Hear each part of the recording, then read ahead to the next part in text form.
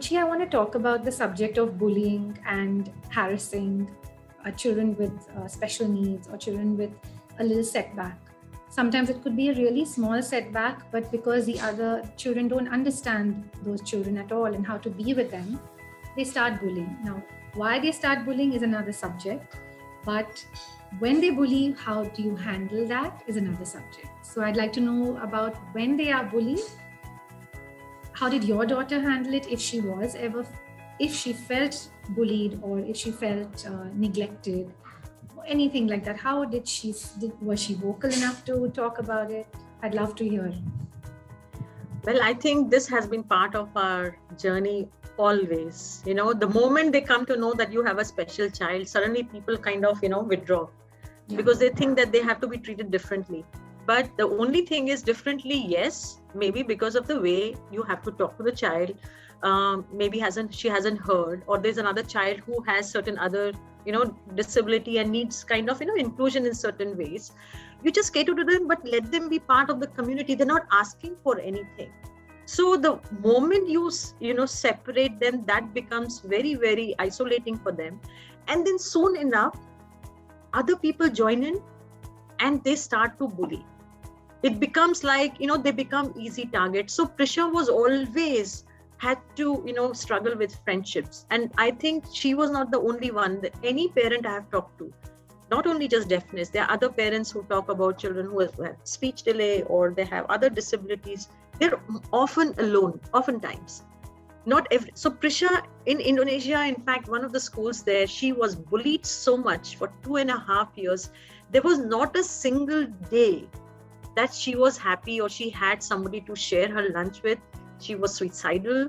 And every single day she would come back home crying that, Mama, I don't want to go to school. In fact, she was not having any accommodations at schools. She just asked for inclusion. And people, in fact, one of the teachers ganged up with some of the children and they targeted her in the classroom. So every day she would come back. I fought with the school and eventually pulled her out because it was affecting her and eventually us. Every day, every week, you're trying to, motivate her, tell her that you are strong and you can do this. Mm-hmm. So a strong system at home is very, very important. The parents have to believe when the child says that I've been, bullied. Again, child abuse is also oftentimes a problem with children who have disabilities. So this has to be talked about with your child because you cannot, I always believe one thing, that you cannot change the entire community. You may be moving from one place to the other. You can't change the whole setup. Only thing you can do is empower your child and make them strong and let them believe in themselves. Of course, they're constantly fighting, Mama, I can't do this. They can do this. Then I'm always telling her, I said, look at your abilities, what you can do, the resilience, how many children would be able to handle what you're handling. Right. So I think that kind of helped her, and constantly talking to the child, letting them know that you are not alone. Mm-hmm. Again, there were times in Mama, at least you have this friend. I said, you know what, at the end of it, all of us are alone. And the family dynamics have to be very strong so that they can really come back, cry, get it all out, and then be sent back. So you can fight with the bullies, you can complain at school, but again, how the school reacts or the community response is very, very unpredictable. So not in your at control. The end of it, it's about you and your child. So I had gone through this bullying. When we moved back to Germany, she did face bullying here also.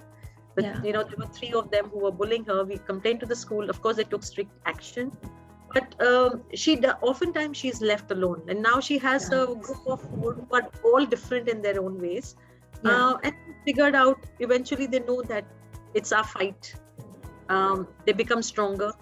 They know families behind them. Give them strong value systems, give them, things that they can cope with. Like one of them is like Zentangle. I used to ask Prisha to do a lot of doodling when she was, alone in the classroom. I said, just doodle. Yeah. So, give them strategies to work with, give them treats, let them do it at home to de-stress, watch movies with them, play some music. some healing Wow. music. I would play some, tell her that just go to YouTube, look out for some healing music which helps you. So at one point she was listening to Mozart every day, and she said it helps me. So Wow. I think you can't change the world, Neeta. I've realized at the end of it, you have to empower your child, and you can just talk about it. If there are bullies, talk to the parent that your child is bullying my child so much. Mhm. I that also helps That to a certain helps. extent. At least your child knows that my mama is not going to not believe me. Like, she will believe in me. She will at least try to do something. Yeah. Actually, it's very important to be strong and empower them with that strength and skill, so that skill becomes their support as well, their own skill, right? And give them confidence and autonomy. I constantly made her, got her into art, let her play music. So I just know that I said, I let her discover her own strengths. And so what happened is, I said, when these bullies have a certain system, so they just target your weakness. I said, don't look at your weakness, look at your strength and build on that. So the moment you start rising, in certain levels, then automatically they realize that it doesn't affect you anymore. So I feel that that's what I did that helped quite a bit. But it's like, now she's going to be in university next year. We don't know. It's not a strategy that will help forever. But we have to keep working on it. Make sure. I mean, you and I are also bullied at the end of it. There are bullies at every stage of life. Yes. But we have to just become stronger and believe in our work, in ourselves. That helps. Absolutely. But my message to everyone after talking to you would be that please, to the audience, is to please support everyone in any kind of a space, an institution, a classroom, in a birthday party, anywhere where you see a child who's a little different from the rest, in any way, any sort of a hearing impairment, an allergy, even somebody who's just an introvert, who's scared, who has anxieties. It's not necessary that you can always pull them into every gathering and every sort of a meetup. But it's very, very important to try your best to include by offering the right tools and training your own children to understand how to be with a child who has hearing impairment, how to be with a child who has speech delay, as well as speech loss. So that would be my sincere request to the world.